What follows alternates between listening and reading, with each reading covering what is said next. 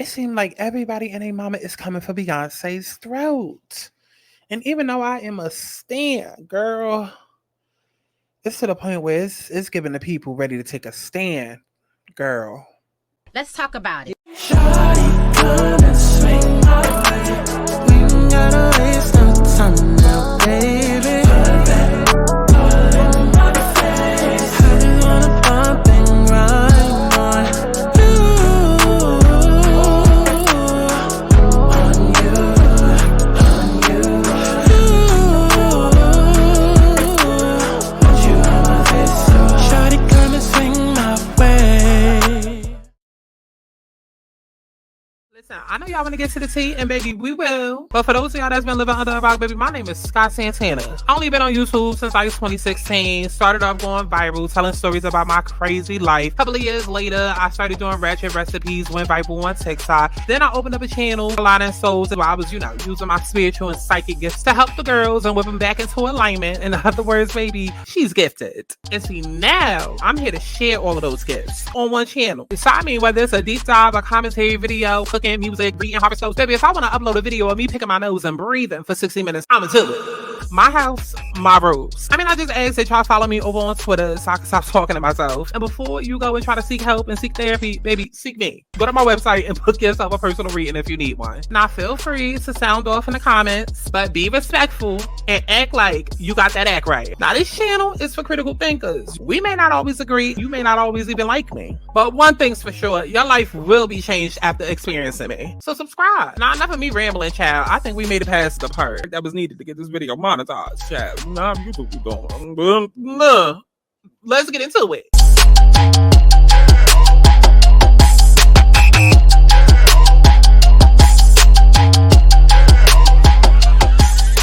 I want people to have fun. Let's kick back. Let's get into a little tea. Let's not get too crazy, but let's enjoy the sip.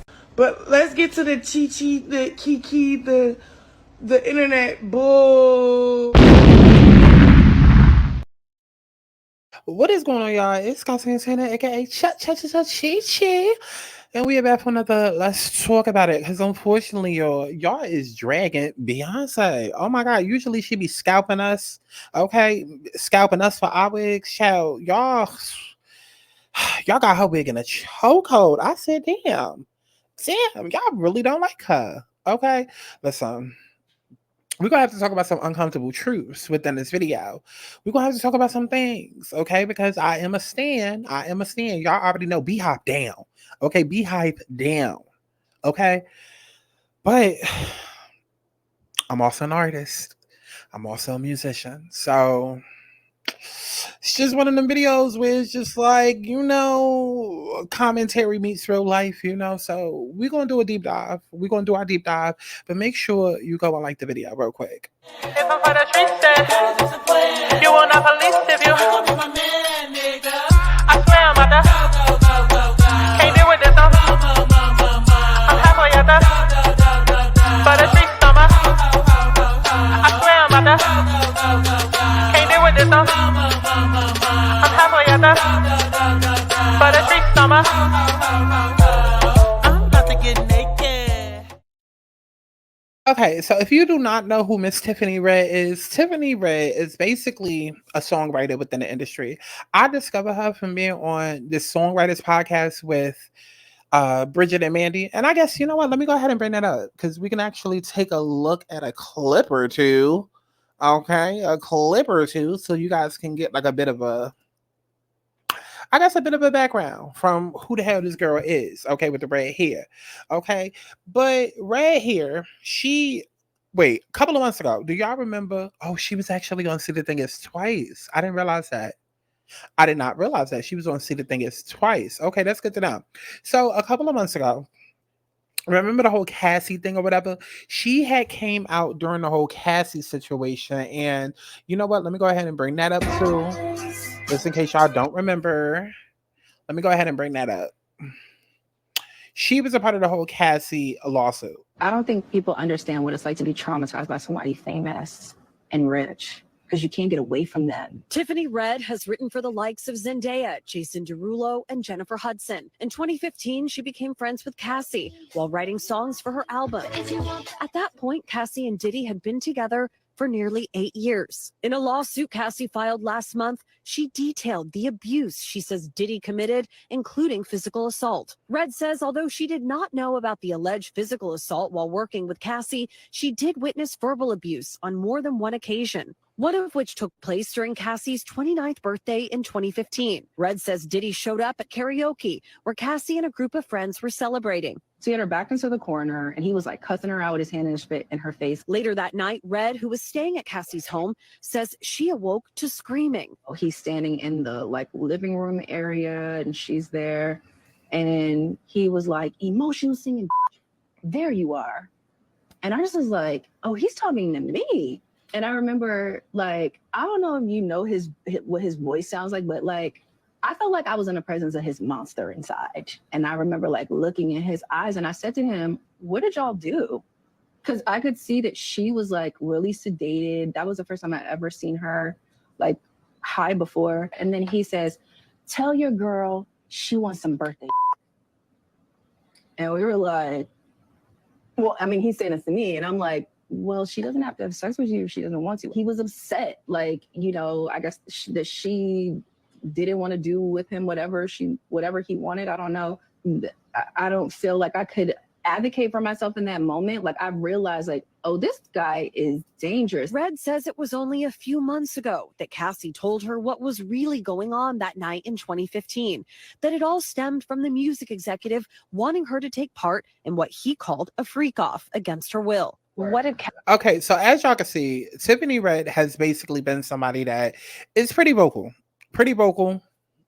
And you kind of get that even from the Diddy interview, you know, her speaking out, she felt like, let me not even try to be cute and creative like I was paying attention, because I wasn't. But child, y'all heard it. Clearly she got a mouth on her. Clearly she's not afraid to speak out. And I just hope, because the problem with when you speak out is that then people try to label you as difficult when really you're just speaking and you're telling the truth. But as you can see, Tiffany is not afraid to kind of fall on the sword if it means helping others, right?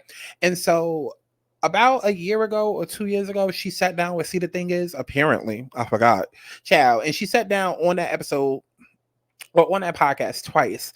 Don't even get me started about how See the Thing Is no longer. I was crying all morning when I got the news. I said, Mandy, I will fuck y'all up.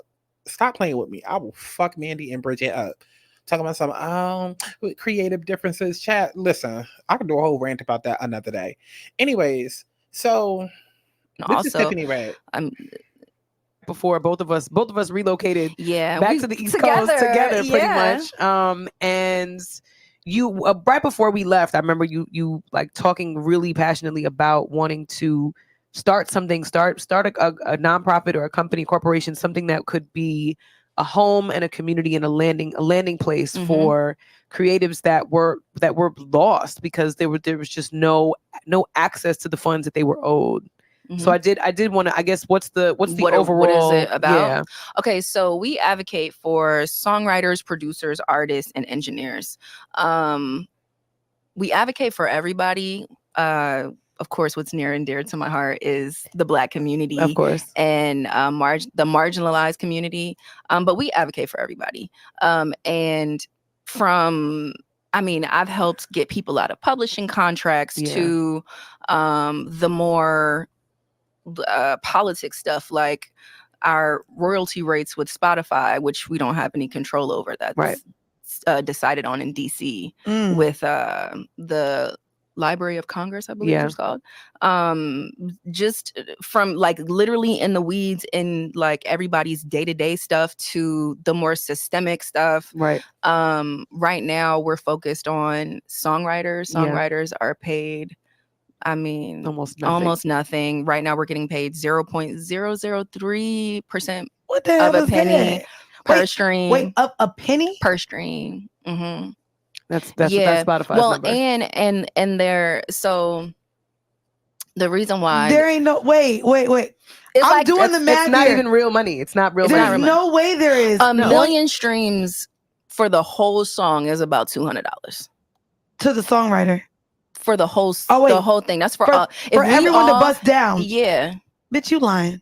Yeah. So as you see, there's the math, okay? And I mean, we've heard of bad record label deals before. You've had people like Pharrell that have come out. You shouldn't walk into a company and hold up, because y'all always know I gotta stop it. Everybody say hello to Spirit. Okay, my team always in the room. Try a bitch. say, I'm gonna make this record. They give you an advance. Then for the tenure of the entire time that your album's out, you're working to pay back that advance. Like, no bank. It's illegal. It's illegal. No bank gives a company a loan to start a company and walks away with the trademarks, walks away with the patents, walks away with the product, and owed the founder somewhere still paying off that and borrowing future earnings against future earnings. Against his patents or his trademarks. To try to get it back, but they don't never get it. You don't need to do that. You don't need to do that. And you know, there's a lot of people working in the music industry to change that on the record company side and on the publishing side. It's not enough of them. Mm-hmm. The dark truth about record label deals. A lot of people do not understand this side of the music industry. There is so much more to this than you guys think. Everyone thinks that these labels just find underground artists and then sign them to their label and make them automatically rich. Well, this is completely false. All a record label deal is a big loan. These record labels will sign you and give you a lot of money up front, but you have to pay all that money back plus some. A lot of you guys see all these rappers flexing money in cars. Deep down, they are not as rich as you think. All this studio time the record label gives you and all these billboards that you see your favorite artists on, all of that comes out of the artist's money. The money that the label gave them. When you are signed to a record label, you are now owned. There are certain things you can and can't do. This is why many artists are not as happy as they seem on social media. If you are an artist, make sure you're thinking about this stuff before you sign. The dark truth about record label deals. A lot of people do not understand this side of the music industry. Okay. There is so much more to. So here's the really crazy. Recently, UMG and TikTok have been in kind of like a tit for tat situation because UMG removed all of their music from TikTok. And you have some people that are saying like, oh, well, TikTok is getting back to how it used to be. And I don't understand what the fuck y'all talking about. Because TikTok, the way that TikTok used to be in 2020, because mind you, I was part of the first generation of TikTok. I'll say that because apparently like TikTok really started getting off the ground around, well, according to Brittany Broski, she said that TikTok started getting off the ground around fall 2019. And that's about when I joined. I joined TikTok in December 2019, but I didn't really start posting until like the first week of January of 2020. So maybe like 3-4 months into like, you know, I was part of the first generation. And that's when I, you know, went viral and all of that on my Ratchet Recipes page. And back then, that's when everybody was doing like the Renegade Challenge and, you know, like music was heavily a part of it. But now in 2024, we've seen so many different generations of TikTok. And now UMG is basically in this like little battle with TikTok and they've removed music. And some people are like, oh, this is great. Like, you know, now we can kind of like just focus on like people and deep dives and conversations. And I'm like, y'all can bring y'all ass to YouTube for that. I don't go to TikTok for deep dives and conversations and podcasts. Like that's the problem with TikTok now. That's a conversation for another day though. I want to focus on the fact that UMG removed their music because it definitely does affect songwriters and artists, okay? And I know a lot of people only think about musicians and like even when you think of like Rihanna and you think about like her best song, you're not thinking about the person who wrote that, the person who did the backgrounds, you know, the person who, you know, engineered that. Like everybody gets affected because the main superstar artist has to bust all of that down into, you know, different streams of revenue for everybody else. So everybody gets affected. And a big thing that we've seen, matter of fact, no, I don't even want to search it up. I don't even want to search it up, child, because I don't know what to look for. But Money Long song Made For Me was going viral. And at the hype of it going viral, that's when UMG decided to do this. And so basically everybody kind of like rallied behind Money Long to still make sure that the song was alive. And Money Long even fought BET to get her live version from the BET Awards put on TikTok so that she could still stream and make something, because again, all of these artists are getting pennies. So if the artists are getting pennies, what the hell do you think the engineers and the songwriters and everybody else that helped made that song possible are getting? Part about this whole situation with Universal removing all of their music from TikTok. Just imagine being one of these artists that have zero say and zero control over what happens to your music.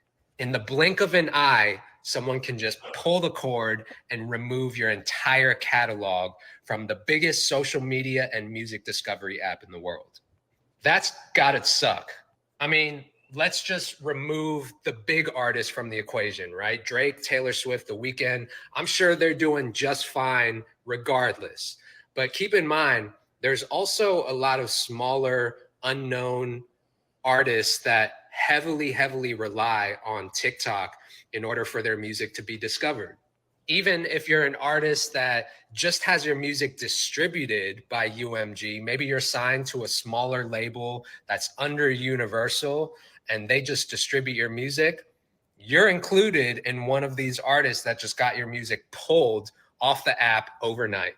I just think it's really crazy how one company that only makes 1% of their revenue from this app gets to decide whether or not your music stays on it or not. And this also affects songwriters and producers. My biggest, most viral song to date, So Pretty, was one of the songs that got pulled. As a producer, I get paid every time that music is streamed, and now it's no longer available on this app for God knows how long. So anyway, at the end of the day, I just think that it's a shitty situation if you're one of the artists who had their music pulled and you have zero say or zero control. And so that's where Tiffany kind of comes into play, right? Because if you notice, the guy mentioned superstar artist, and there is a difference. There's tiers to this shit. And that's part of what's the problem now when it comes to TikTok and streaming, is that streaming kind of kicked open the door and allowed everybody to have a seat at the table. That's why there's so many artists that sound the same and it's just garbage and then watered down. And then TikTok makes it even fucking worse, right? It's like gone are the days where you have the Madonnas, the Chers, the Gagas, the Britneys, the Janet Jacksons, the Michael Jacksons, the Princes, like legends, icons, stars making statements, like people that you want to go see at the end of their career in Vegas do like a residency. I always ask people the same question: who the fuck out of these new generations is going to have a residency in the next 20 years? Only people that I can think of is maybe Doja Cat, and I would love to say Chloe if she gets it together, and Tinashe if she's ever given her flowers and due respect. But who the hell else is going to have a residency other than Doja? And I'm not counting Nicki and Chris and Rihanna, because they're older generations that are still part of that superstar before streaming era. So of course they're going to have residencies, but like out of all the new, who is going to have that? Who's going to have that? Who are our legends? And so that's all, child, dealing with streaming and TikTok and all of that. But bringing it back to Tiffany, again, her fight is, child, I forgot what the hell I was saying. I got sidetracked because somebody was blowing up my damn phone. But let me say this to y'all. If you meet somebody and you just start talking to somebody and they showing you red flags, believe them. That's who they are. Okay? That is who the hell they are. Okay? Same thing that you asking for when you first meet a motherfucker, you're going to be begging for it 10 months later. Believe them. Okay, but back to this whole situation. When it comes to Tiffany Red, again, her whole fight is for not just for songwriters, but for artists, just for the music industry, period. And here's the thing. A lot of people know that shit be fucked up, but a lot of people, you either on either side, right? It's one or two sides. Either you are the person that wants to stand up and make change, or you're the person that sits around and complains about the change. Like either you're going to be part of the problem or you're going to be part of the solution. And it is what it is. Everybody's not meant to be a Martin Luther, Malcolm X, everybody's not meant to be a boss, a CEO. That's why every company, there's the person in charge and then you got the employees. Like, play your role. You know what I'm saying? So you don't necessarily expect everybody to have the mouth and be the one to fall on the sword, but so many times everybody want to complain about the problem but then benefit from the problem, and then nothing actually gets changed or solved because people worried about speaking out or worried about their livelihood, or I got rent to pay, I got kids to feed, I need to be able to eat. Okay, well then bitch, shut the fuck up then. Because while we all sitting here in this room complaining about the same goddamn thing, I'm the only motherfucker that got the balls to actually stand up and make fucking change. Because when shit go down, we all sit and complain about it, but then y'all looking at me to be the one to fix it. So how about y'all just shut up? If you're going to be part of the problem, that's fine. But don't act like you about to do something and you're not. That'd be my thing. Oh, personal problems coming out. Child. But what I'm saying is that, again, you are either on one or the other side. Like, you're a part of the problem or a part of the solution. And usually the people that are a part of the solution are deemed to be problematic because you're the one speaking out. You're the black sheep. You are the one that is the face of the controversy. You're the one that's taking down the man, sticking it to the man, whatever, right? The Tiffany Red of the situation, the Monique of the situation, the Cat Williams of the situation. Like, and now that we are in Pluto and Aquarius, you're going to see a lot of this because I know a lot of people on TikTok are talking about, oh, the age of Aquarius and it's the age of truth and and I need people to shut the fuck up. Shut the fuck up, because people are taking these generic ass astrology takes that they see on Google or see somebody else say on Twitter and running with it. I need people to understand Pluto in Aquarius, or quote unquote the age of Aquarius, which technically we're not even at yet. Apparently that's not happening for a long ass time that we're not even going to be here for. But Pluto being an Aquarius is much more than just truth. Pluto is a planet that rules Scorpio, and it's all about death and transformation and the taboo and sex and life and death and rebirth. And people are forgetting about that. In order for new to come, everything has to burn away and be destroyed. So yes, we're seeing a lot of truth that's been coming out. Cat Williams, Monique, Tiffany Red. And it's because Pluto moved into Aquarius around like January 20th, about a month ago. But of course, you start feeling energy, a couple of weeks before, a couple of weeks after, whatever. And it's going to stay there until about 2043. So a lot of what we're seeing now is really not even the tip of the iceberg. You know what I mean? Like, it's barely even it's a small introduction, if you will, like not even an appetizer. We're not even there. Like, baby, we haven't even got inside the restaurant to see what the full course is all about. Like, we're in the parking lot excited and we see the hostess from the front desk and we see other people in line. Like, you know what I mean? Like, that's kind of the energy that we're working with here. And so again, with Pluto, anything that Pluto touches, it has to be a death before there's a rebirth. There has to be destruction. That's just the way that it works. There is no, oh, let me carefully undo. Like, imagine like a dress that you need to put back together, right? Like, there's holes in a dress, right? America right now is a dress with holes in it. The music industry is a dress with holes in it. Relationships are a dress with holes in it.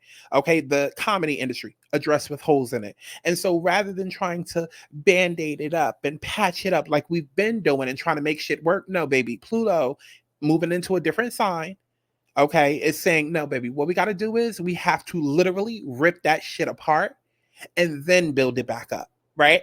That's the only way that Pluto operates. And so when it moves into a different sign, all the sign represents is how Pluto does that death and rebirth. So when Pluto was in Capricorn energy was all about like structures and boundaries, like, because that's what Capricorn represents. Capricorn is ruled by Saturn, so it represents boundaries and time and karma and patriarchy, really, because Capricorn is considered the father in astrology. So just think of it like a strict father. I always like to say like Oscar Proud, like from the Proud family. So when it came to Pluto being in Capricorn, which it was for like the last 20 years, that the rise of capitalism, the way that jobs treated people, with the work schedule, like everything that you can think of when it comes to patriarchy or when it comes to capitalism and the way that these corporations and whatnot work, Pluto and Capricorn. So now that it's entering into Aquarius, yes, Aquarius is about truth, but Aquarius also rules social media. It also rules like creativity. It also rules community. Okay, so social media, community, what else? Technology, hence the rise of AI. You know what I mean? Like that's why AI has been so talked about, because there's going to be a lot that happens with AI, right? So when you think of all of these themes that Aquarius represents, again, Pluto has to go through a death and a rebirth process. So I need y'all to start changing y'all minds to thinking and realizing that in order for Pluto and Aquarius to truly do its job, if Aquarius is all about social media, community, technology, the internet, that means that there's going to have to be a death and a rebirth in all of those areas. And when I say death, I mean something drastic. In order for the grand beginning that we're looking for, something drastic has to happen. So there will be, in my opinion, there will be some sort of writer strike. And I've been saying this since last year. And shout out to TJ, because every time I think about this, he comes up in my head, because he said something. I don't remember what TJ said, but he said something to the effect of like, the writer strike that they went through last year is in place for is locked in for a couple of years or something like that. I don't know. All I'm saying is there is going to be another strike. Whether it's a writer strike or it's a musician strike or a Spotify streaming strike, there's going to be another strike. I've been saying that since last summer. And the astrology is also pointing to that happening this summer. So I don't know if it's going to happen with the musicians. It's looking like it might. And so do not be surprised if Tiffany Red is just like the first domino in a bunch that falls. But again, that Pluto and Aquarius is a death and a rebirth. So in the areas of social media, we're going to see a death and rebirth. Something bad is going to have to happen in order for something good to happen. That's just the way that it works. It's almost like when you put your hand above a stove as a kid, you know not to touch it again after you fucking get burnt. So something bad happens in those areas. Same thing with AI and technology. Like things are going to happen before, it gets to a point where shit can advance. Now, relating this back to the music industry, we've heard 1,001 times about record labels and songwriters and da-da-da-da-da. Again, for a lot of people, it goes through one ear and out the other because everybody's just trying to live life. And then honestly and truly, y'all expect a lot from these artists when these artists are not really benefiting that much from it.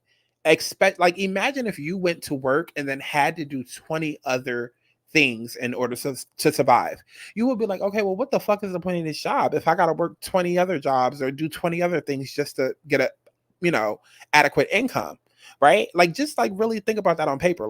I'm a musician, and the one thing that's my job in my career that I'm supposed to make money from, I don't make enough money barely to eat. So I have to do all of these 20 other odd jobs to kind of supplement that. Yet this is my main career. This is what I'm passionate about. This is what I'm here to do.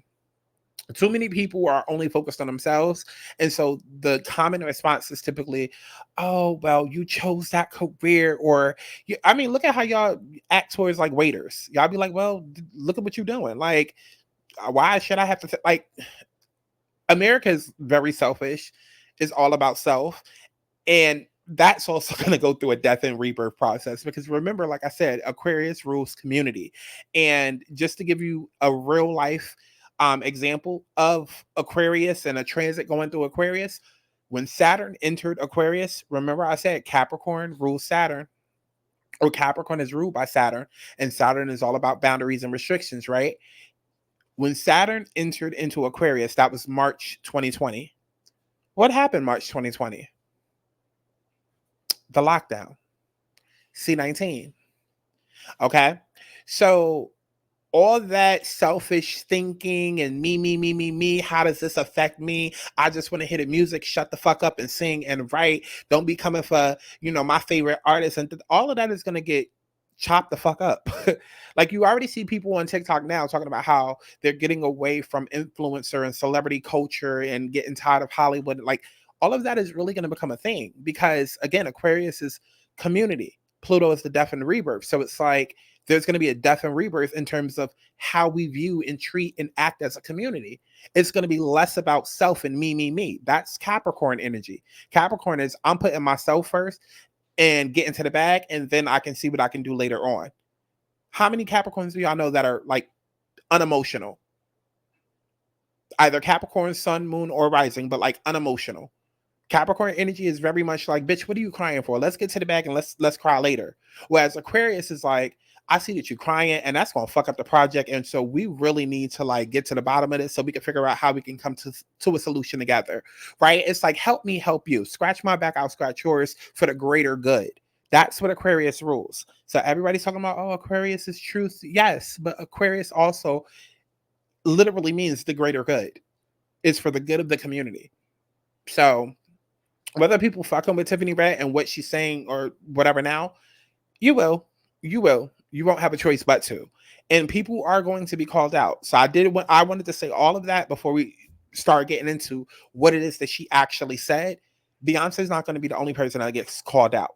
It may start with her, but she's not the only one that's going to get called out. A lot of people are going to get called out. And I also have another opinion that I'll get to after we hear what Tiffany has to say in regards to Beyonce and other people. And just playing devil's advocate and throwing it out there, we can't look at Beyonce and say, okay, when it comes to like country music and things like that, like she's so big and high, so she should be able to open a door and this, that, and the third. And then when it comes to the negative shit, it's like, you know, like you got to look at those same people. Okay. And it's not just all on Beyonce. Beyonce, Drake, everybody that's at that superstar level. You know, we're looking to you to help open up the doors. That's part of your privilege. Help open up the doors for the people, you know, behind you. But even when it comes to the bad shit, again, y'all are the ones that help change the dynamics and the rules and the boundaries and all of that of the music industry. It just is what it is. With great power comes great influence and great responsibility. So just keep that in mind as we're getting into this, right? This is not about who's a fan of who and whose music is better. And because, you know, immature motherfuckers is easily going to make this about, well, that's my fave and she's just jealous because she don't have the career of a, has nothing to do with that. We're talking about people's livelihoods, okay? And I'm a stan. Renaissance is my number one favorite album of all time, number one, and I stand on that, okay? Stand on that, okay? And I'm the one who been, you better check Twitter, how? I'm the one who been accurately predicting what's going on with all these eras, how? Because I'm a stan. I'm part of the Beehive. But we still got to have these conversations. We have to. So let's go ahead and get into what Tiffany was talking about. Let's back it on all the way up. Let's back it all the way up to Twitter. So this was the post that I almost. It said Beyonce, amongst other artists, are being accused of stealing publishings on songs that they didn't write. I believe every single word Tiffany said. When Kelis was saying this very same thing about Beyonce selling her samples for energy on Renaissance, she was attacked on social media by the fans and told to stay quiet. I'm beginning to believe that Beyonce is just, okay, I didn't read all of this originally. I'm beginning to believe that Beyonce is just as fucked up and as big of a bully as Jay-Z. I hope more writers stand up and speak up about the practices of artists stealing from songwriters. Okay, so before we go ahead and actually finally hear what Tiffany has to say, let's go ahead and go back to that. Because if you don't remember that moment in time, let's go back to it.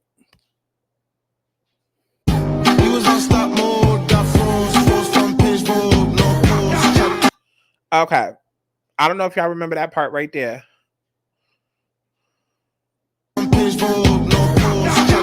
It was dun na na na na na na na na na na na na na na na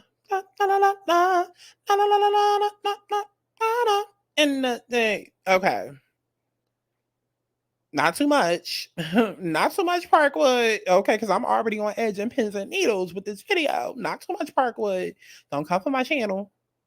Okay, y'all not about to come for my coins like y'all came for Tiffany Red's coins. Okay, I have a bitch singing now. Don't play with me, Beehive. I'm one of y'all. Relax. Can we talk about how Beyonce put her figurative dick on the table by removing Kelis from the song? Like, Kelis kept going on and on about it, how she felt disrespected by Beyonce, that Beyonce knows her. And it is very clear that she and Beyonce are not friends. They are colleagues. They are cordial. They keep it cute. They keep it collegial.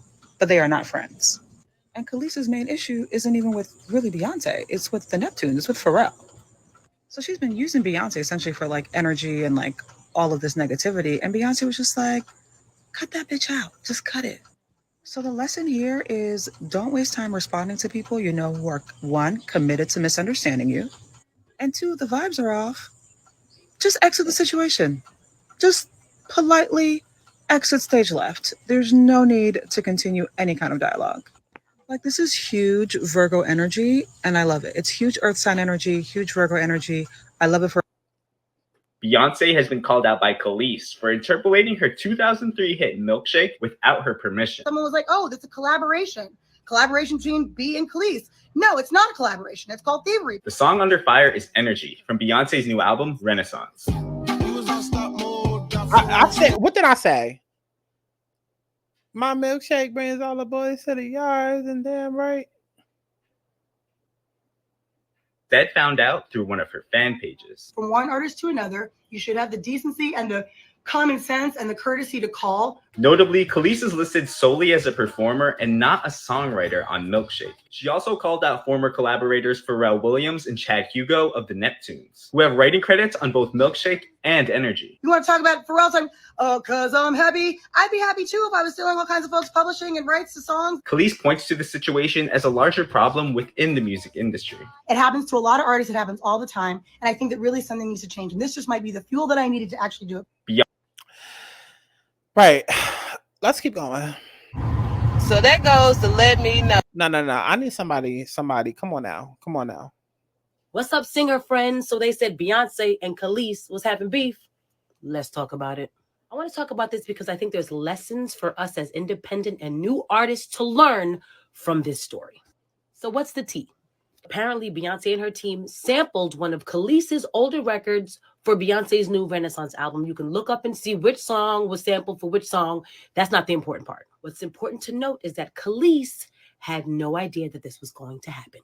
And the fact is, Pharrell and his team produced this record and they own all the rights. Kelis owns none. And this is lesson number one. Kelis said on Instagram that she signed a crappy deal back in the day.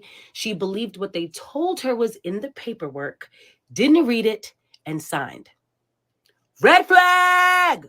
If this ain't the main takeaway, I don't know what is. No matter what level you are or what stage you are in your career, taking somebody's word for it, even somebody you know and trust, is very dangerous. Contracts exist for a reason, and whatever's in that contract is what's going to hold up in court. Not what they said was in the contract, what's actually in the contract. So I don't care if you can't afford a lawyer. You have to find a way to read and comprehend every piece of paperwork before you sign your rights away. So legally, Kelis doesn't have a leg to stand on, but here's where I agree with her. Legal rights and ethics are two different things. We all know that Pharrell and Beyonce both had relationships with Kelis at some point. Who knows what their relationship status is today, but that's not the point. It would have been ethically correct of them to at least reach out to her team to let them know that her song was going to be used on this monumental album. For her to find out on Instagram just don't sit right with me. And that's where I feel we have to do better in this industry. It shouldn't be so dog eat dog. It shouldn't be so cutthroat. A simple conversation would have been had. Kelis already doesn't get paid from these records. So for her to find out like this is just adding insult to industry. And we're all humans at the end of the day. Bottom line, treat people how you want to be treated. I don't agree with how this was handled, but at the end of the day, it is what it is. There's lessons that can be learned from all of it. Oh. And by the way, Beyonce album is fire. No lies told. I agree with every last thing that she said. Every last thing she said. And child, as she was talking, I was sitting here drifting off as I usually do with my maid ass. Child, no wonder I don't be watching TV, because I'll be thinking like, when the last time I really sat down and watched YouTube videos? And I'm just like, I don't be having the time. And now I realize, because listen, when I click off of TikTok and I go back in the StreamYard, I'm like 39 minutes. I ain't talked about shit yet. How the fuck is we at 39 minutes? And then Tiffany video about to be like 20. Oh my God. I love it though. I love it. As long as y'all love it, I'm gonna keep doing it. Okay, I'm gonna keep doing it. Did y'all like this video yet? Feel me. I just want you. Get me off the boat. Get me off the boat. Get me off the boat. Get me off the boat.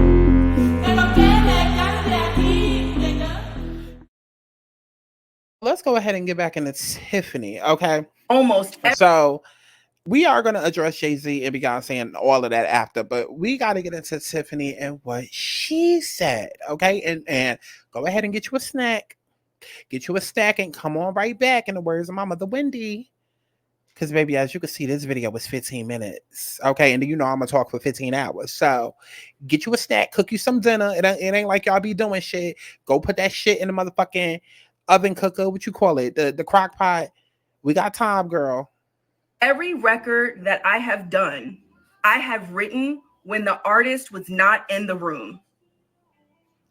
Actually, no, we don't, because when I originally watched this, I watched this on 1.25. I'll go through my own songs. Replay. Zendaya got 10% of the publishing, I think. She did not write on the song. She didn't. That song was written at a Rihanna song camp. You know what? Never mind. Monetization, girl. We got to think smarter, not harder. It was on hold for Rihanna. Then it was on hold for Rita Ora. Famous came to me and said, yo, Tiff, there's this artist named Zendaya. We should cut Replay on her. So Zendaya got publishing and writer credit. She did not write on Replay. King by Tamar Braxton. I wrote and produced that song. I wrote that song for myself as an artist. In my living room. In my living room. Tamar got, I don't know what she ended up getting. I think I own like Tamar, don't be mad at me, girl. Don't be mad at me, girl. I'm just here to report the pics. 85% of that song. But I should own all of it because I did all of it. She didn't write shit. Seven Streeter, who's a songwriter. This one really hurt my heart. Seven Streeter, Just Being Honest.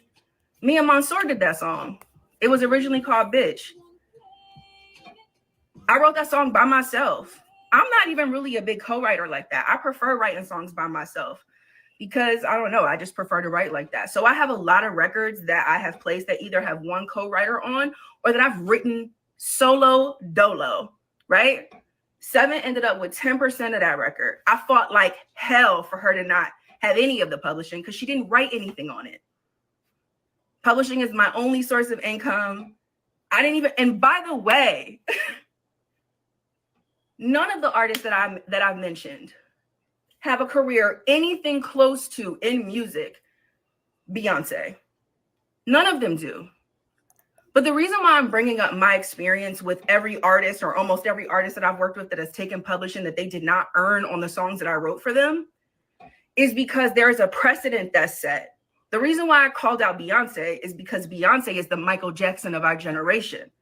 And so if there's anybody that could reshape the precedent, if there's anybody that could influence the industry, that had the power and the money and the cultural like thing to say, you know what, y'all, you're right. These songwriters have been out here. We've been in the street. Literally, I have been in the street in front of Spotify. I've been in front of Universal. I have sat and I have talked to all y'all publishers. I talked to y'all publishers. I talked to the DSPs. I talked to the copyright royalty, the U.S. Copyright Office. I talked to NMPA. I talked to RIAA. I talked to SONA. I talked to NSAI. I talked to all of them. And guess what? Y'all are still broke. Okay? That's the fucking truth, right? Okay? So the people that are like, oh, this is not true. I had somebody call it propaganda yesterday. It's not fucking propaganda. The reality is there is no A-list artist, B-list artist, or C-list artist that's not taking publishing because that is the way the music industry works. And to deny that is delusional. And what I will not allow is for anybody to make me feel like I'm in the Twilight Zone because I know I'm not in the Twilight Zone. I can pull up my records. I talked to somebody yesterday, somebody's a manager of somebody who is a writer and producer on Renaissance, okay? The record is one of y'all faves. The song was written 6 years before it got to Beyonce. She got 25% of the song. I've talked to another writer who wrote and sang on one of your favorite songs. Credit not right, all kind of shit fucked up. His business still isn't handled. Beyonce was on tour last year with that record, with that person's vocals, all that.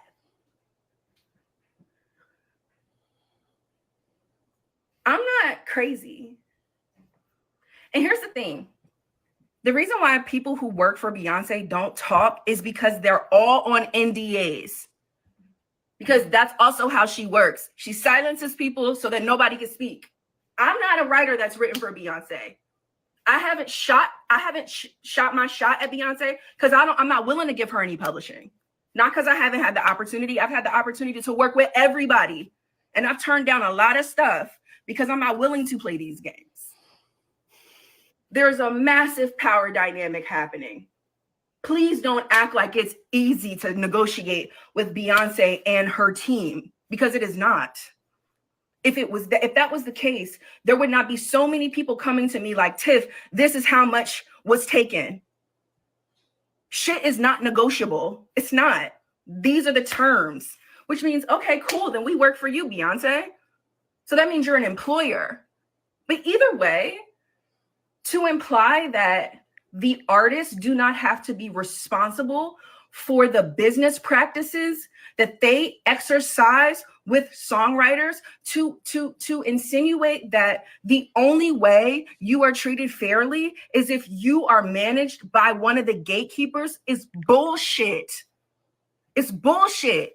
You shouldn't have to be in company with a gatekeeper to be treated fairly. You should not have to have a gatekeeper on your team to make a livable wage off of music that is making people billionaires. Them Grammys don't pay the bills. Those plaques do not pay the bills. There are people with Grammys and plaques who can't pay their rent. I know people who are super accredited, broke. It means nothing.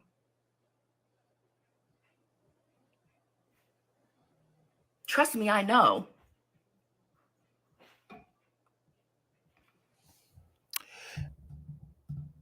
So I want to stop it right there because she mentioned that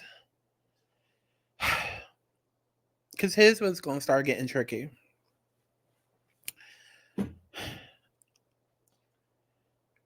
Beyonce is Beyonce is an adult. Beyonce is an adult. And you're not going to tell me that she doesn't know what all is going on. And of course, she brought up other girls. She brought up Zendaya. She brought up 7th Streeter. And like she said, I'm kind of also hurt the fact that 7th Streeter had to do that because 7th Streeter actually writes her own music. But I mean, at the same time, what is 7th Streeter really doing? Who's the last person she's written for? She hasn't really hit or struck gold when it comes to her own music since Should Have Been There Part 1. Honestly, if you ask me, the little crazy, sexy, cool little mixtape that she did with Bitch Ass Nigga on it and Sex on the Ceiling, that was amazing. That whole EP was amazing. Then it was Should Have Been There Part 1. That was amazing. I need to re-download those so I can listen to that this weekend. But yeah, both of those mixtapes was cool. Really, really good. But the album, no. The album, no. And I see now, like a lot of people on Twitter, well, not even Twitter, more so TikTok. A lot of people on TikTok, because everybody been in this soft girl era, so like everybody's really feeling like the whole 80s era, the Saved by the Bell era. Like we love that aesthetic, just that whole vibe, because it makes us feel at peace. Also, that's why Flo Millie's song, like me, like whatever that song is, that's why a lot of people liking that, because it has an 80s aesthetic. But anyways, 7th Streeter, the most song that she got like that's going viral right now is Taboo, and that's because of the 80s aesthetic. But nonetheless, bringing it back to Beyonce, she's a grown-ass adult. You're not going to tell me that she does not know to some extent what may be going on, but honestly and truly, I don't think she's in control. I don't think she's in control. The reason why Tiffany is making this about Beyonce is because, again, when it comes to certain, like we can't pick and choose what these superstars are responsible for. You can't pick and choose. Like, if we're going to say, okay, you're at superstardom level, and this goes for anybody at that level, Beyonce, Drake, Madonna, like anybody at that level, to where you can surprise drop an album, or you can change the sound of music, or you could become the first in the world to become, number one on country, da da da da da. And again, I say this as a stand, but I also can look objectively as somebody that's in the music industry. I can look objectively, even as just as a human. These people are on a pedestal, as they should be, okay? And with that power comes responsibility, okay? With that power comes privilege. Who the fuck is calling me? Who is calling me? With that power comes responsibility, right? And so while I feel like she might be aware of a few things, let me tell you why I feel like it's a little bit different for Beyonce. There's conspiracy videos that we can definitely get into. I'm trying to figure out a name for it, child. With my corny ass, I might just call it like conspiracy. What's up? Conspiracy. Okay, my little deep dives. But like, how do we even know if that's Beyonce? How do we know that's not a clone? How do we know it ain't no Ultra going on? Ultra MK? Like, we can have those conversations. Let me know. We can have those conversations. So that's first off. Second off, I don't believe she's in control. I don't. I feel like she has a little bit of creative control to do what it is that she wants. I feel like, at a point in time when she was under Matthew Knowles, she was fighting for control, that she got it, and she got, with Jay-Z, whatever. And so, because it's kind of hard for me to talk about it. Like, I'm really trying to form the words that I want to say, because I'm like, when it comes to Four, when it comes to Lemonade, when it comes to Renaissance, when it comes to Act 2, yes, that's her. But I don't feel she's totally in control of everything. I feel like, yes, maybe creative wise, she's in control of, she's the face of. But I think people need to realize, once you get to a certain point, your name, like if you're Beyonce and you're Drake and you're Madonna, it becomes a brand. Like, so there is Beyonce Knowles the person, and then there's the Beyonce the brand. And so there's just naturally other people in charge. And so whereas, artists, managers, and assistants and da-da-da-da-da, when you are a brand that's that big, the power and the responsibilities just kind of overtake you and become that much more larger. Like, there's just larger responsibilities.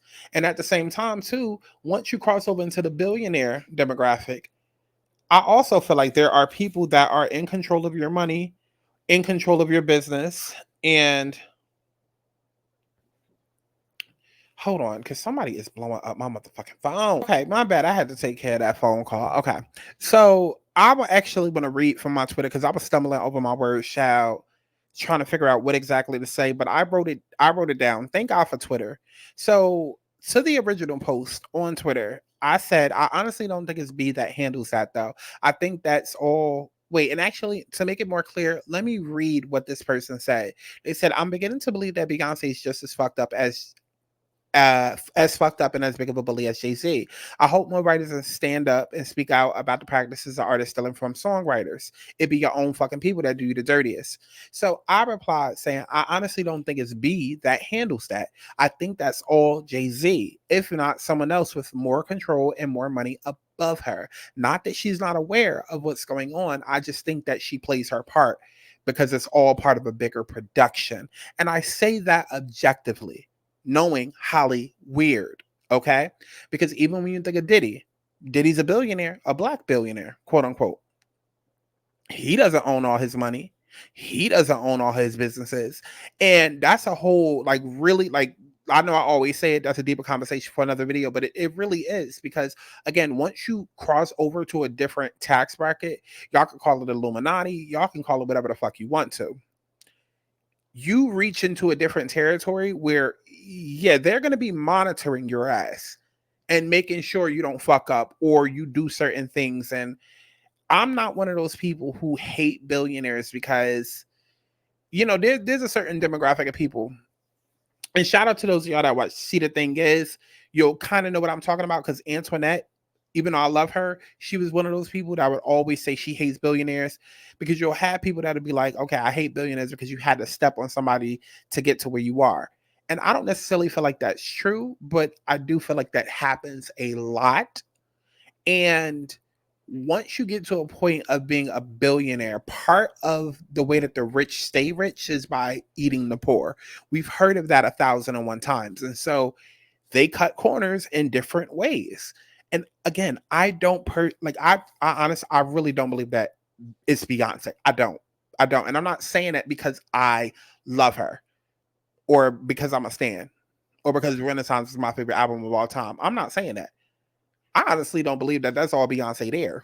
If you really want to keep it a buck, I don't know if it's MK Ultra. I don't know if it's clones. I don't know if it's some mind control shit going on. I don't know if the real her died 20 years ago and now she's a shell of a person now. I don't know if Jay-Z over there got her drugged up allegedly. I don't know. But I'm not counting those theories out. So just to be clear, because I don't want nobody to hear what I'm saying and think, oh, well, Sky just being biased. No, bitch, I don't even think that's Beyonce. Let's start there. But what I am going to say is that I don't believe that she's the one doing it. I don't. I do believe that there are people around her, whether it's Jay-Z or it's the billionaires that they're in business with, that handle all of that. A lot of people have been asking recently, and for me, I'm really, really starting to learn how my gifts work,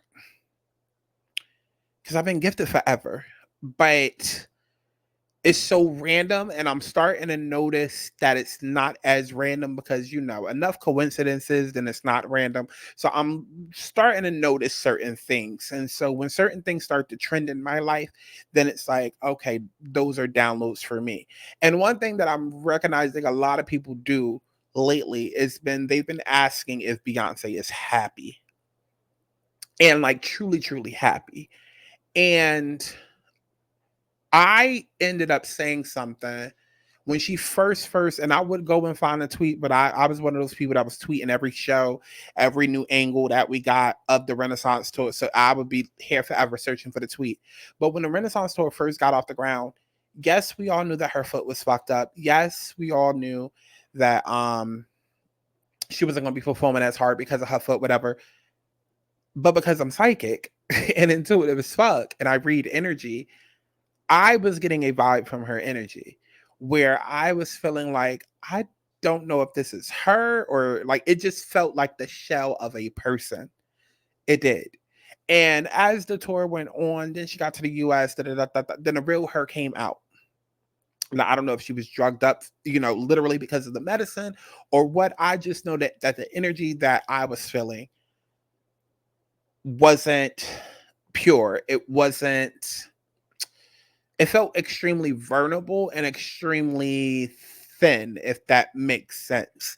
Like if naturally you're full and whole, the energy I felt thin. And all I can keep saying is that it felt like it was a shell of a person there, like no soul. That's how it felt.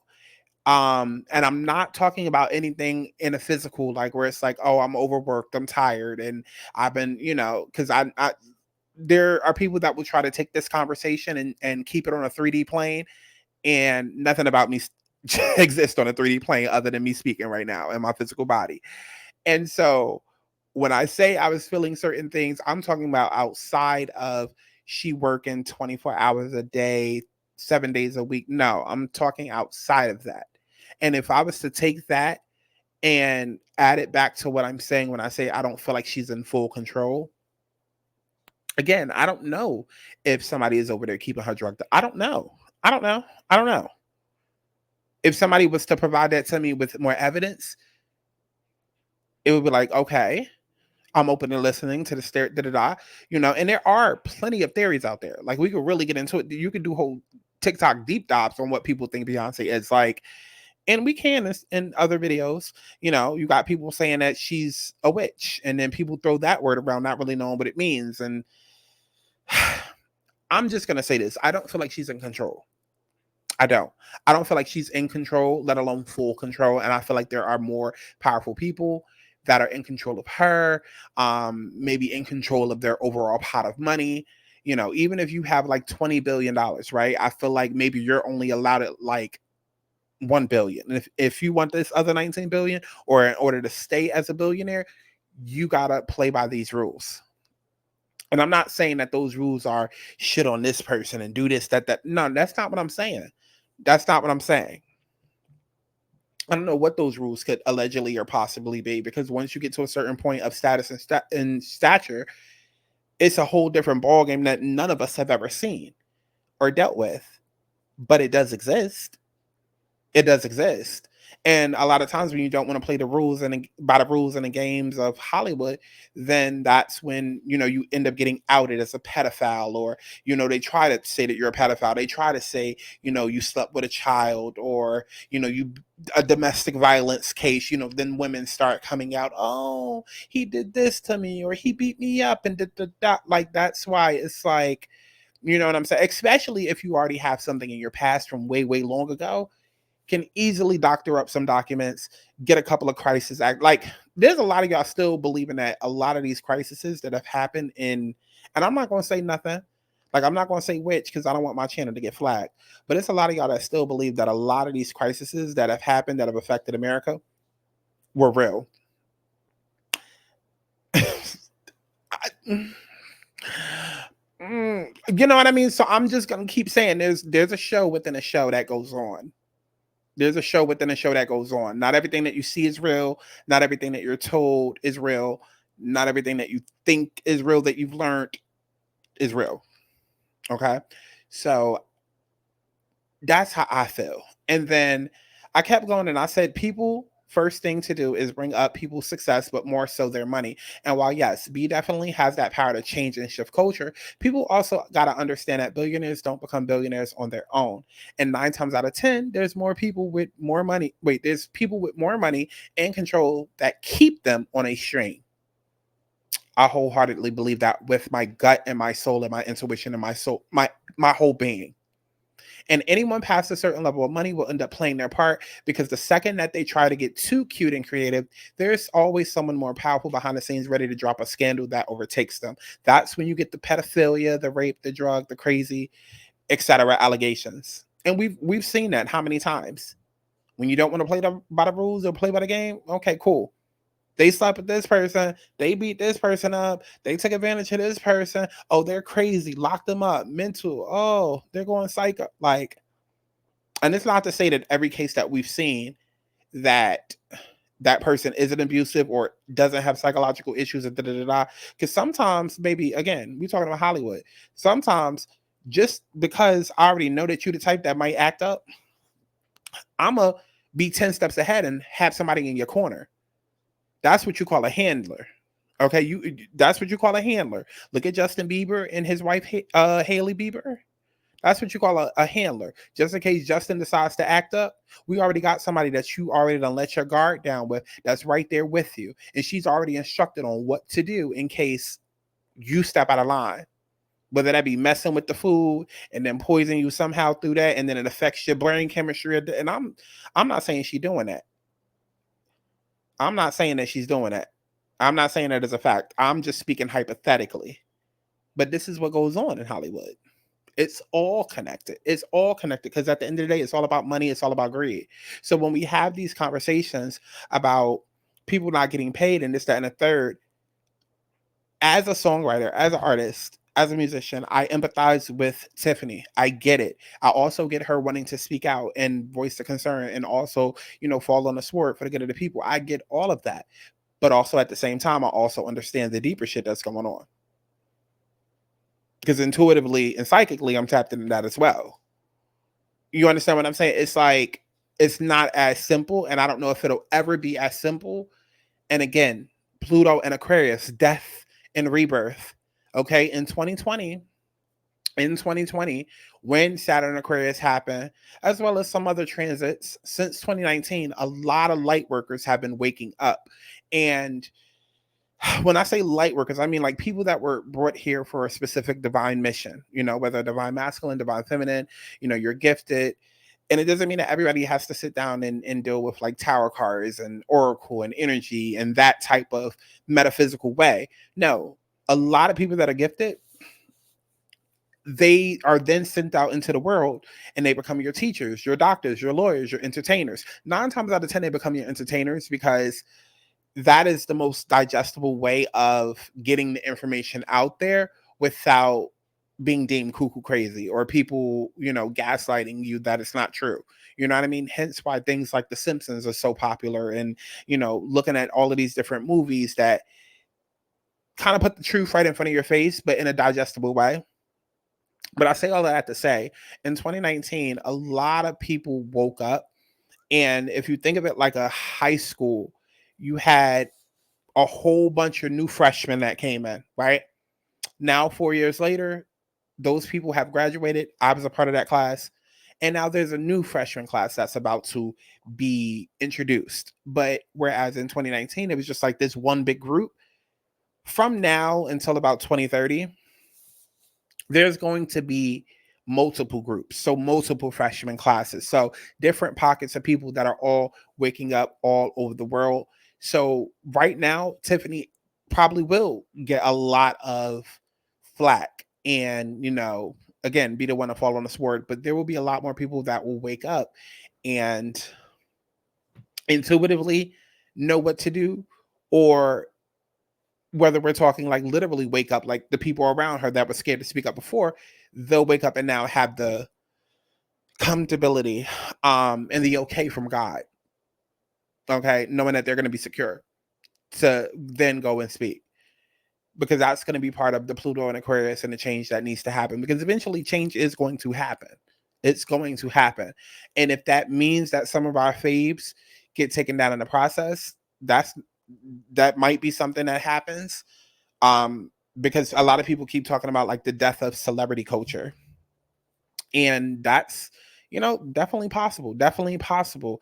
The only thing I want to say about that, and matter of fact, you know what? Let me see, 6:52. Let's go ahead and actually let's not, because I don't want anybody else's words to get mixed up with mine. Because a lot of people that talk about the death of celebrity culture, again, they don't really know astrology the way that it's supposed to be.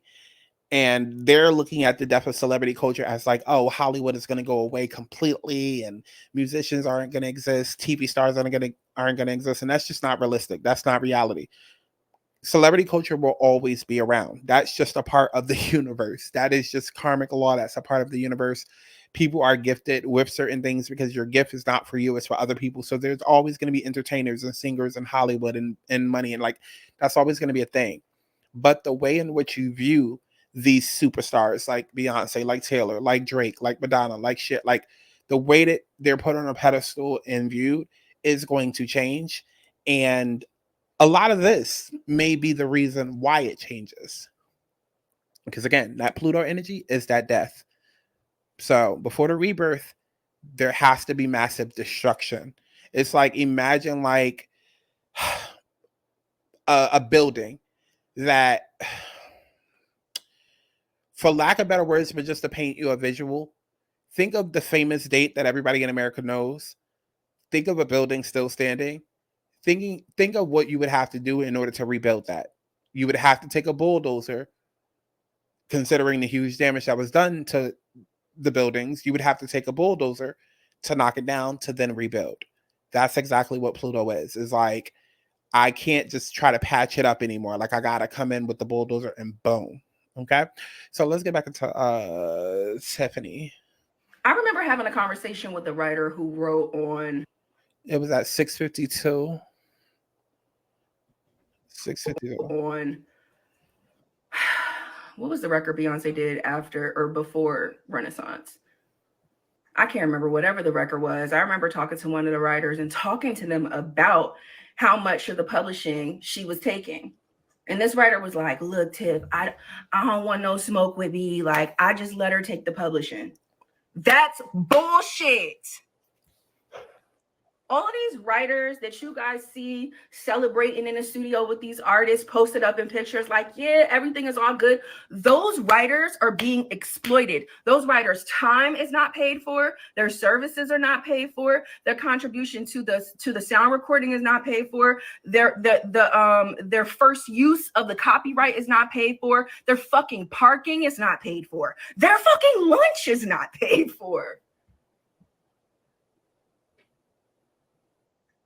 That's the truth. The truth is that we work in an industry that proclaims it makes billions of dollars but can't even buy you fucking lunch. But I'm tripping. But I'm tripping. No, they're tripping. And you're tripping if you with them. There's people that are like, didn't nobody have no gun in your head? The gun to your head is the power dynamic.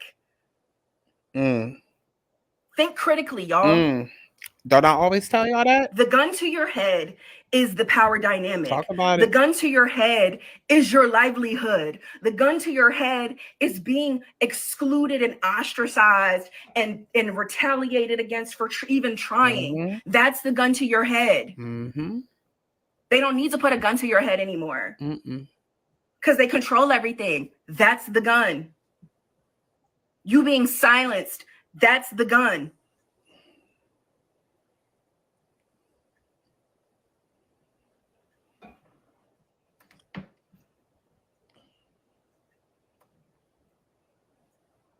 And you know, the thing that burns me up the most about Beyonce, and this is why I'm speaking about her specifically, is because Beyonce is Queen Bee. Beyonce is a Black artist. Beyonce represents Black excellence. Beyonce's team, like the people who work with her, these writers that I'm talking about that are exploited, they're us. You know what? It's so funny because when I think about my own career and all the people that have fucked me over, it's been my own people. Because those are the opportunities I had to work with my people. And this business is a racist business. So if you're Black, you're usually put in R&B and hip hop with artists that are Black, creatives that are Black, executives that are Black. And you know what your people do to you? The same thing that white people do to you. Wake it up. And we pedestal them like goals. That is not fucking goals. Capitalism is not goals. That shit is not cute. Capitalism is rooted in chattel slavery. That's the foundation of capitalism. To be a billionaire, you have to exploit labor. That is not the shit. It's fucking disgusting, is what it is. My comments about Beyonce not winning Album of the Year and me saying, you know what, maybe karmically it's not coming to you because of the way that you're doing creatives. I meant that with everything in me. I hear the racial discussion. Nah, I don't agree. I don't agree with this. This little tangent that she get into, I don't agree with. But I can understand from her perspective why she feels this way. I can understand from her perspective why she feels this way. I'm a little bit more tapped in and I see the other side, the darker side. Like I said, I don't feel like it's Beyonce's fault. But in terms of reality and what goes on in reality in the face to the public, yeah, Beyonce's the face of it. Taylor Swift, the face of it. You know, Drake, the face of, like, whoever's at that level and people you're at the face of it. So that's just part of what comes with it. You have to deal with the good and the bad. So I can see where people would be mad at them. I can totally see that, but I already explained why I feel like Beyonce isn't. I just feel like she's not in control, and I feel like she's not even all the way there. I do feel like she's under some sort of control by someone else. But I can also see where Tiffany is coming from because, again, Tiffany isn't thinking that far deep. She's just like, baby, you own Parkwood. Your name is on the publishing. You're the artist. I don't care about anything else going on. You're the artist. The publishing going to you. not Beyonce, Jay-Z, the billionaires that might be behind control. Like, so I can understand where Tiffany's coming from. But this whole, maybe that's why you're not getting album of the year, the karmic law shit that she's talking about. I don't agree with that. I don't agree with that. When it comes to the album of the year shit, that's a whole other. At this point, I need a t-shirt that says that's a whole other conversation. But it really is, okay? Because then we can get into Taylor Swift versus Beyonce and what's really going on there. Is there some sort of witchery battle between good witch, bad witch, and a spiritual warfare? Like these are real conversations, y'all. Deeper than all of the Twitter fanfare. And all the things, and I think that has its place. But this has its place too. It does. And they all can exist. Duality. Beyonce could absolutely reform her business practices. Beyonce could absolutely reform Parkwood's business practices. It's a decision. It's a fucking choice. It's a choice to take 25% of publishing that you didn't earn. And let me pause this right here before I forget. Y'all know ADHD of the mind. Gemini 5th house. Wait, because I be saying that. I hope y'all understand. Fifth house rules entertainment. Okay, 5th house rules entertainment. Like entertainment, arts, all of that. Like Leo energy. Okay. 3rd house is the mind. Okay. Anyways, I wanted to stop it right. See, I already almost forgot what I was about to talk about.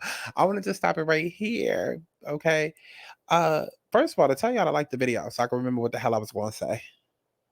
I wanna be happy, doing what I please, trying to do what I need, whatever it takes to be free. I wanna be happy, doing what I please, trying to do what I need, whatever it takes to be free. I wanna be happy, I wanna be happy, I wanna be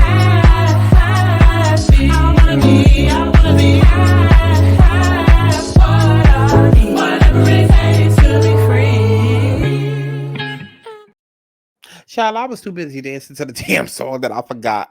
Let's just back it up. It does. And they all can exist. Beyonce could absolutely reform her business practices. Okay, now I remember. Okay. So yeah, being the fact that she said that, because she's saying, listen, Beyonce, you at the top, you can say something. And for me, knowing how Hollywood is set up, that's all the more reason why I feel like she isn't like, because responsibility and accountability is different from capability, right? Who's held responsible? Beyonce. At the end of the day, Beyonce is responsible. We can all agree on that. At the end of the day, Beyonce, you as the face of the company, as the face of the brand, as the one whose name is on those checks that's getting the extra percentage, you are responsible. But then that's when capability comes into play, because is she capable of making that decision? I personally don't think so. I think that others are pulling the string, and it's just like, yo, I don't know what type of hypothetical deal that there might be. I don't know. But we hear these artists say all the time, like, signing my life away, a deal with the devil. I'm in bed with the devil. Like, you hear them say these things all the time.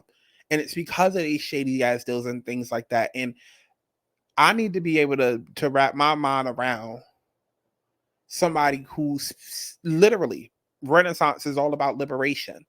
Okay, there's people now that's finally waking up to some shit I said 2 years ago, that Act 1, 2, and 3 is probably going to be a multiverse. Because if you listen to 16 Carriages and listen to Texas Hold'em, it's definitely given, the country version of songs that was on Renaissance. Okay, but I said that 2 years ago.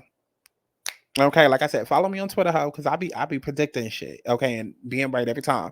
But anyways, my point is that I can, while I get, okay, there's the artist and then there's the art, and it doesn't necessarily mean that it reflects you. So like, it's easy. Okay, you can have a song about liberation, have an album about that, but it don't mean that's how you actually are. I don't know. I don't know. I don't know. Because if this is that just a brand? Is it just who you are musically? Like, do you not actually believe in liberation and being free and da da da da da? Because if so, like, how are you singing about liberation and being free, but then yet these people that actually wrote on the songs are still in shackles and still enslaved? You know, like it can cause you to think and wonder. I don't know. I don't know. Beyonce could absolutely reform Parkwood's business practices. It's a decision. It's a fucking choice. It's a choice to take 25% of publishing that you didn't earn. And then at that point where you literally probably like the richest woman in America, you also got the richest husband in America, you got the richest couple. Granted, you have a lot of people in your team. A lot of people. What they say, like, even like the Renaissance tour, I think like had at least 700 people or 7,000 people that was employed, like some crazy number. So it's like, yeah, you're the richest in the world, but you have a lot of overhead expenses. Okay, cool. So, you know, any money is good money because you constantly spending money because you got to employ and pay for other people.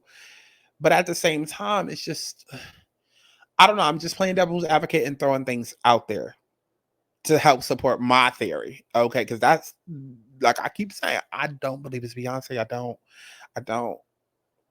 I feel like she's just the face and the talent. And it's just like, bitch, get out there and work. I mean, and even if you look deep into what people are saying about 16 Carriages and how they're saying that she wrote that in 2020 and it was about, you know, her basically being like a work slave. It's not the first time. We've seen Britney Spears, because, you know, her conservativeship and how they worked her like a slave, you know, and now she's fucked up. Okay. Also another person who, you know, was rumored to be on the MK Ultra. Like, I'll never forget the last couple of years we was hashtagging where is Britney, because the videos that we were seeing in the green screen AI technology, like, y'all want to talk about AI technology in 2024, baby, go back and look at all them videos that Britney was quote unquote posting on her Instagram for the last 2-3 years. And we was all on TikTok like, where the hell is this girl? Because y'all sitting here doing fake weddings that set up with people that's not even her friends. You got her quote unquote husband doing these green screens trying to make it look real. Like,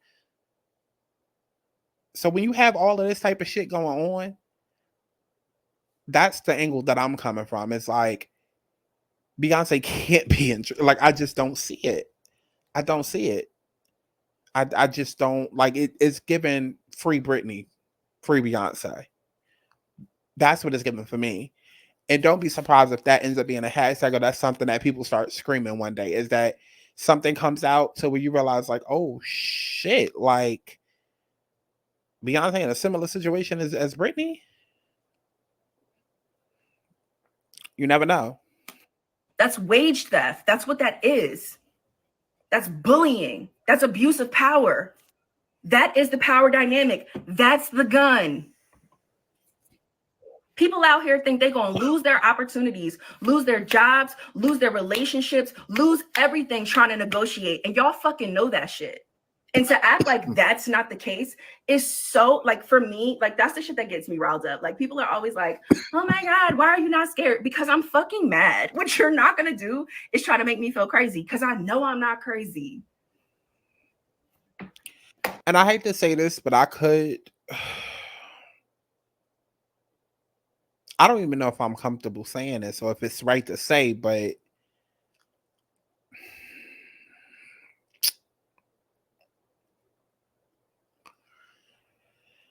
I'm trying to think of a politically correct way to say it.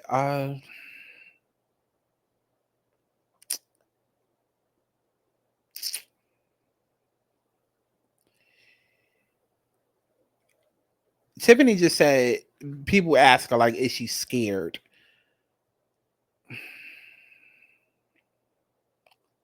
I don't know if she is or isn't, but we all like, I mean, I guess we just gotta have those conversations. We just gotta have it. Like, it's very brass and in your face and on and out, but we just gotta have a conversation. Things happen to people who talk too much, quote unquote. Things happen to people who talk a lot or who try to get to the bottom. Like, things happen. Things happen. Okay? Giants have woken up. People have gone missing. People have talked about UFOs and all of it. Like, people go missing. Things happen. You get ended up painted like crazy. Like, so if there's some type of miraculous, sudden, random event, and I'm not saying death necessarily, but if there's some type of random event that happens to Tiffany, I want people to remember this moment. And I'm not saying by anybody. So please do not get in my comments and say I'm saying Beyonce gonna kill this girl or Jay-Z gonna kill this girl. That's not what I'm saying. It's not what I'm saying at all. I'm not even speaking about them. I'm speaking about her speaking in general, considering her influence and her position in the industry. See, I'm just a YouTuber giving commentary. She's actually in the industry speaking on a real thing. Like, she's actually worked with these people in the industry. People know her name. Like, so her safety is a lot more at risk. And if anything were to happen, whether it be the most extreme or it be something like years down the line, there's a coke or crack addiction, or like, we've seen the story before. So I want people to keep that in their minds as she's speaking. We've seen how extreme and how far left things can go in order to silence people. There's going to be a lot of that during this whole Pluto age of Aquarius. There's going to be a lot of that, of people, because again, like I said, Pluto is all about death and rebirth, but it's also about power. And even with the government and what's going on, you'll see it play out on the news and in the media. It's a power control. It's a power struggle. And as you're struggling to regain power, you will do whatever to ensure that you not only have power, but you keep power. And so there's going to be a lot of people that speak. And some people will be able to go on free, might be seen as a champion, Cat Williams. And then others will speak and then might be seen as a champion before 24 hours later, suddenly, randomly, there's a scandal attached to their name. And now that's all people are thinking about versus the truth that you were speaking about. As though, like Tiffany and I always say all the time, two things can't coexist at once. Duality. Like Monique. Like, y'all don't find that funny how like Kat spoke and then, oh, champion, 54 million views. Monique spoke less than a week later. Everybody's more so focused on Monique and her son. As though you can't be focused on that relationship and Monique speaking out. And even a week after her son has spoke out, he's still doing live streams to this day. I posted something today and I have not spoken on that shit for a reason because it just felt very like I'm gonna keep it up. Since we're already doing a deep dive conspiracy type video anyways, I felt like, okay, is it money? Either somebody approached you about money or approached you about a bag and an opportunity to have some sort of get back, or you're getting online for selfish get back to get money that way. I don't follow the boy. I don't know if he's normally live streaming. All I know is that I've seen him on live every day since then talking about Monique in the childhood. That I do know. And people already said that they were tapped out of him and his story they said 3 videos into the situation, they were done. And that was last week. Why am I tapping on TikTok today and you randomly come up? I click on it to see what you're talking about. You're talking about how you was raised. Didn't you tell that story already? So again, like I said, you're going to have a lot of people that speak their truth. And then there's going to be different actions and reactions because we're also in the year of 8 and 8 rules karma. So technically it's a year of Saturn. So just because people are speaking truth doesn't mean that, they're the right person to speak the truth or that they don't have their own, like, you know what I mean? Like, that's just how it is. Every action has a reaction. Every, I don't know the word. Every something has a consequence. Okay. So you're going to have your Cat Williams that will get praised for the truth and go 54 million views. And then you'll have people like Monique who come out, speak, and then boom, whether you can call it Saturn hitting them and their karma hitting them, or them being silenced less than a week later, they're hit with their karma and people are now speaking out against them and a scandal comes out. So I don't know. But just keep all of that in mind when it comes to Tiffany Red, that if something does happen, remember this video. And there will be many more Tiffany Reds that come out and speak out, not just about, and I'm not even saying Beyonce in general, but there will be people that speak out, a lot more people that speak out about the industry, all of the industries. Because it's just time. Universally, it's time. It's time. Astrology is nothing but proven data over time using planets and astrology. Like using planets and zodiac signs. That's all astrology is. Just like how in 2020 we had COVID-19. In 1920, we had the Spanish flu. Every 100 years is a pandemic. Every 100 years is a pandemic. And there's going to be a couple of more, epidemics in terms of like diseases that, get born because of just some other planetary transits that's going on. But that's going to be a thing as we know it for like the next 10 years at least. So, the good thing is that we've already dealt with COVID. So you kind of know how to deal with it a little bit better. But even with all of that, that's a power struggle. Okay. And so, hold on, because I just had a really good, valuable point that I just forgot in my head. Come on, don't miss it. Don't miss it. Don't miss it. What was I about to say? Oh God, I wish I could like hit the reverse button. I was about to say something really good. Child, maybe it'll come back to me. But nonetheless, yeah. You're gonna be expecting. Oh, no. Okay, I know what I was gonna say. So a lot more people, like I said, like Tiffany is gonna come out and speak. And I've said it before in the Justin video, and I'm gonna say it again. Like I said earlier, there's going to be another strike, and it's likely going to happen this summer. Mark my words. Or maybe the rumblings of, but it's going to be a strike. And Aquarius energy is also about innovation. So you're going to see a lot more indie artists, a lot more indie companies, indie actors. It's like no more waiting on the Paramounts and, the Lionsgate and the CBS and Viacoms to like put out the reality show or put out the movie. You know what I mean? It's like, no, we're going to start taking the Zeus approach and building out our own apps, building up our own record labels, or doing record labels where it's the good of the community, like doing things like that. It's going to be a lot more of that. And you're going to be seeing people like Issa Rae, Shonda Rhimes, 50 Cent, like doing things a lot more innovative. I wouldn't even be surprised if 50 Cent decides, okay, I'm about to take the Zeus approach and take all of my power shows, my power universe, and put it onto my own app. That way I have more flexibility.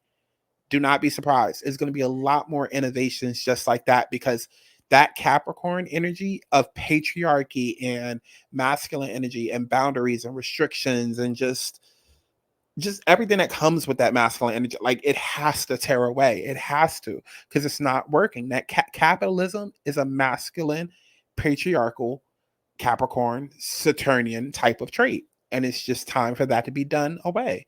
Aquarius is about the good of the community, the good of the people. So I don't know how far Tiffany will get, but she's the first of many. And it takes one to get the conversation going, as we've seen with Cat Williams, and then not everybody wanting to go on Shannon Sharp's platform. All it takes is one to speak out, and then now all of a sudden everybody want to act like, oh, I've been waiting to speak. I was just waiting for somebody to get. Yeah, okay. Because I feel like if you gotta wait for a motherfucker, you gotta wait. Like, you weak. You're weak. You're weak. And I don't care how people feel about that, because it's the same thing as like, bitch, you go in first. No, I'm not going in first. You go in first. Like if you had like a haunted house or some shit like that, you scary. And it's okay, but you scary. But child, anyways, let's go ahead and wrap this up, because I was not expecting this video to be this long. But y'all did say y'all wanted to see more deep dives. I'm a songwriter. I have lived this. My friends around me live this still. I hate it for them.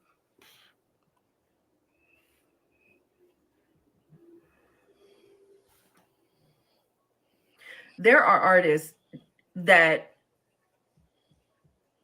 are A-list artist that could lead the charge here too.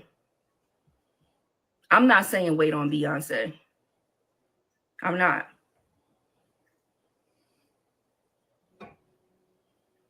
But I am going to say what I need to say about it, because for the last almost 4 years now, I have had so many writers come to me about her specifically. And I also want y'all to know that, like, I'm not the kind of person that comes to the internet first. I come to the internet last. I come to the internet at the end when I tried everything else I could try. So trust and believe on the back end, I've been doing a lot when it comes to this conversation and who I'm having conversations with and how and all the things. So I've been doing what I'm supposed to do. And nothing has gotten done. People's splits still aren't done. People still aren't getting paid. People still aren't being seen. People still aren't being heard. People are still being silenced. People are still under NDAs and some more shit. While Jay-Z's up there on Sunday talking about why it's not fair Beyonce don't got a Grammy for Album of the Year. So hell yeah, I had something to say. Because it's hypocrisy. Also, not for nothing, Taylor Swift is a songwriter. She writes her albums.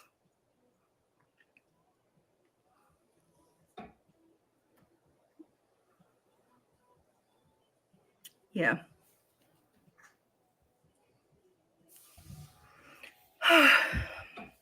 That's all I had to say about that. I'm going to go back to my day. I wanted to have this quick vent so that y'all can hear me out. And so that the people out there can hear me out who are, who have the commentary going on right now, because I'm definitely getting the messages. I'm definitely getting the, did you see that? I'm definitely seeing the, like, let me set the record straight. Put the splits on the table. Set the record straight. Pull the email chain. Set the record straight. I like facts. I showed y'all my thing. I like facts. Show me the splits. I can show y'all my splits, and I can show y'all the artists that are on my splits that got publishing that they didn't earn. Yeah, I didn't think so. Y'all have a lovely day. Okay, so one of the last things that Tiffany ended up saying was that she kind of shaded Beyonce a little bit, like, oh, Beyonce doesn't write, Taylor does. The one thing that I agree with that Tiffany said was, do not wait on Beyonce. Do not wait on her. Do not wait on her. Do not wait on her. Because I don't think she has as much power as people would think that she does. I don't. And I've said that enough within this video. I don't. And I also want to point something out too, because she brought up Taylor Swift's name and says, oh, Taylor Swift songwrites. Beyonce gets a lot of flack. And there's a lot of people that try to say, oh, she's a devil worshiper and she's a witch, but like the bad kind. And like, I feel like everything that people say about Beyonce is what Taylor Swift is. And one of the ways that my gifts work is I'll get these downloads. And 9 times out of 10, probably not 9 times out of 10, but like a good deal of the time, I probably won't say anything because, logically, I'm still a human. So like there's logic that comes into it. And gifts are intuitive. So like the logic side of me will like suppress it to the side, push it to the side, because I'm like, where's the facts? Where's the proof? And I end up just being right. And then I end up having to say, I told you so, or I told myself so. And if you're gifted, you know exactly what I'm talking about. And I have the gift of clear cognizance where I just know shit. And it'll just come to me. And I'm going to just say allegedly. But I believe, allegedly, that Taylor is an energy vampire. That's what I believe. That she harvests energy. And that goes back into her youthfulness and her albums and the music that she creates. That's what I believe. I know a lot of people who try to say that about Beyonce and like, oh, because she sold this much at the Renaissance store and because, oh, you guys were so... No. Renaissance was all about liberation and the fact that we were under quarantine and lockdown, and it was just a movement. It was a vibe. It was an era. Like whether you like the music or not, it was the break that we needed after the last struggle of the 4 years. You know what I'm saying? Like dealing with the lockdown and all of that. So it was just the right music at the right time. And I personally feel like God helped direct her to that. Like when Renaissance came out, I cried for days, 4 days, because I feel like the exact same assignments that God was giving me, He gave to Beyonce. Well, let me say spirit rather. I feel like, because God is not a he or a she, baby. God is source, God is energy. But like in terms of these 3D conversations that we be having, that's why I'll say he and she, and you know what I mean? But when Beyonce did Renaissance, I feel like we got the same downloads of where the world was, where it was going, and what the world needed. So there's other personal things outside of being a fan that are like spiritual that I could get into in a different video if y'all want me to someday, that I also feel when it comes to Beyonce. Because I remember how I felt around that time of 2022. I remember how I felt, and I remember the downloads that I was getting from the universe of where the world was, where it was going, where it came from, and all of that. And then to see Beyonce physically manifest all of that, like, I know it was a spiritual mission, a divine order, actually, from the universe and from Source Spirit. God, like, I know it was a divine mission, that album and its era, this whole 3-part era. But everything that people say about her, I feel like that's Taylor Swift. I do. And that video will definitely come soon because I wanted to do that because that also even relates to the Super Bowl and how the Super Bowl is fake and people tune in to watch even though the whole thing is set up. Like, why the fuck y'all think these niggas is getting paid millions of dollars to toss a fucking ball around? No, baby, they're actors. They're staging shit. They're staging shit down to the plays and on this round you're gonna do this and then we're suddenly gonna come, like, it's all staged. It's all staged. That's why people have been sick of Taylor Swift this entire year, because every time you turn around, they was trying to promote this relationship between her and Travis. And is she going to be at the Super Bowl? Da, da, da, da. It's money. It's all a big game about money. Money, money, money, money. Taylor being at the Super Bowl meant money. And while everybody was distracted with the Super Bowls, they was out here. The world was worlding. I'll leave it at that. The world was worlding. Okay. So just like that was all about money and all fake and a cash grab. Unfortunately, when it comes to the industry and songwriting, it's all about money as well. And Tiffany is willingly ready to fall on the sword, and hopefully, nothing happens to her.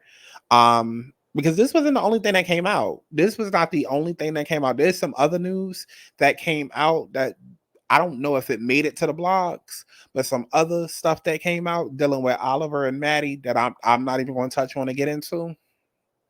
Y'all can go look that up yourself. So, between that and then this situation and then people at the not the Super Bowl, but I guess you could say the Super Bowl with the announcements and, people feeling like she overtook Usher moment. And then, at the Grammys, child, it's just been a lot of chatter. And I don't think that it's going to stop. I don't think it's going to stop. In fact, I think it's going to get worse. And I mean that for Hollywood, period. And for other entertainers that are at that level of superstardom. Okay, your little Janae Aikos and Sierras and Monica's and Brent, like, they're not going to be affected. They're not going to be ones necessarily called out, but the superstars, they're going to be called to the carpet.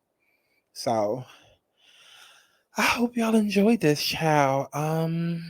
Just to make it very clear, and it's a shame you got to do a disclaimer, but just to make it very clear, While Beyonce is responsible because your name is on the paperwork and on them checks. I don't feel like she's in control, and I don't feel like she's the one calling the shots and saying, take this from that person. No, I feel like the brand is so big that Beyonce, the brand is so big that even when Beyonce's name is on those checks, in those decisions, it's the brand and whoever is overseeing that brand. I truly do feel that way. Because I really hope that y'all don't think that people are getting to billionaire status alone. And that is just them and an accountant in Bank of America. That's not how it works. It's not how it works. It's not how it works. All this money in the world and then all these people that are poor, y'all really think that this world is going to let a couple of black motherfuckers get up to that tax demographic and just allow you to just coexist by yourself? Like, just you and your husband and these billion. That's not how it work, y'all. It's not how it work. Okay, so there are powerful people. Like, and that even goes into that completely ties into all of the Justin Bieber shit that we got into in that video. So go check that out if you haven't. Because there are powerful people. And then you can bring the child trafficking shit into it. All those allegations, Epstein, Oprah, like all of it is tied together. It's all tied together. Okay? Because they want to keep their money funneled through those same group of people. So we got to be tight controlled, and there got to be certain moves and deals made here. And this is where we're going to, funnel the money to clean the money here. This is where we're going to take from Peter to Rob Paul. And it's a whole setup. It's a whole scheme. It's way bigger. But at the end of the day, for change to happen, somebody has to get called out. And 9 times out of 10, when you are the brand and you're the face of the brand, you're going to be the one that gets called out. Same way when y'all have an issue with your Taco Bell order. You went to Taco Bell and your taco's nasty. You're not calling out Janisha down to the Taco Bell on La Sayette and 2nd Ave that made your food. You're not calling her out. Your food was nasty as hell. And it's probably because Janisha, probably dealing with her baby daddy, ain't feel like coming into work, fucking done got here late, ready to leave early, ready to take a long ass break, probably done threw your shit together in a bag and handed it to you, and it's nasty. But you're not finding her personal Twitter to add her and tweet her. You're tweeting Taco Bell, the company. Because Taco Bell, the company, is responsible.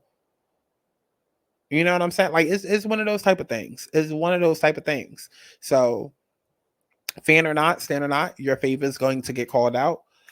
And that's just one of the uncomfortable things that's going to happen. But I feel like this other thing is going on. But I don't expect Tiffany Red to get all of that, nor does she care about all of that. Because I don't give a fuck where the money coming from. Bitch, just run it to me. Run me mines.